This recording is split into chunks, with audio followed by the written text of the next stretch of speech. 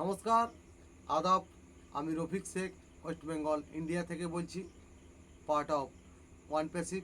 আমি ওয়ান প্যাসিভের এক গর্বিত ফাউন্ডার।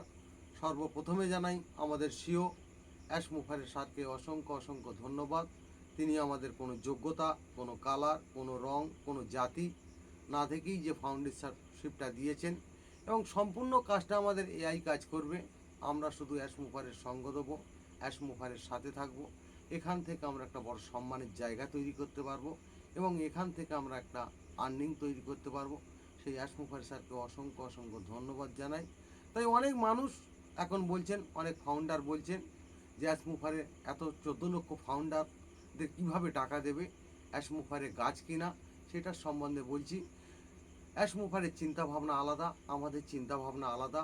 আমাদের চিন্তাভাবনা যেখানে শেষ, অ্যাশ মুফারে সেখান থেকে চিন্তাভাবনা শুরু করে। তা কীভাবে টাকা দেবে সেটার সম্বন্ধে আমি 2-4 লাইন কবিতা আপনাদের সামনে তুলে ধরছি। ওয়ান প্যাসিভ টাকা দেবে কিভাবে আমরা জানবো? সব মানুষই টাকাই পাবে, এটাই কিভাবে বুঝবো? অ্যাশ মুফারে গাছ নয়, নাড়াই দিলেই পড়বে, সেখান থেকেই মানুষ গিয়ে টাকাই নিয়ে আসবে। আমি অ্যাশ বলছি এবার, তোমরা একটু শোনো। টাকা আমি কিভাবে দেব এটাই তোমরা জানো।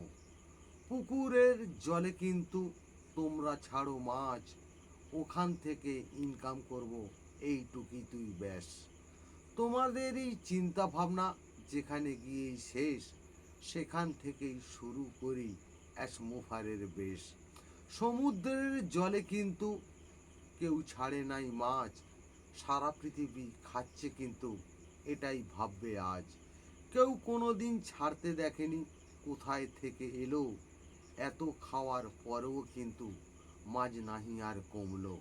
সমুদ্রের মাছের মতো এআই দেবে টাকা, চিন্তা ভাবনা বড় করো, বুঝবে অ্যাশের ভাষা। অ্যাশ মুফারে ধন্যবাদ। ওয়ান প্যাসিভ জিন্দাবাদ। আপনাদের যদি ভালো লেগে থাকে লাইক, কমেন্ট, শেয়ার করুন। ধন্যবাদ।